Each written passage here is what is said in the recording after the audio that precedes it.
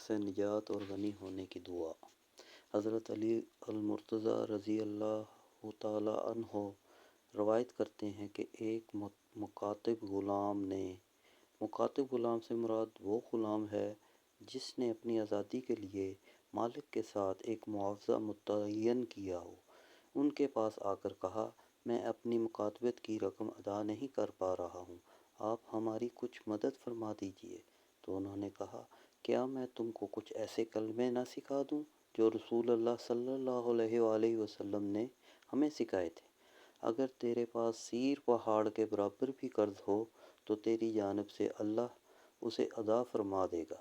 انہوں نے کہا، کہو، اللہم اکفینی بحلالک عن حرامک واغنینی بفضلک عمن سواک۔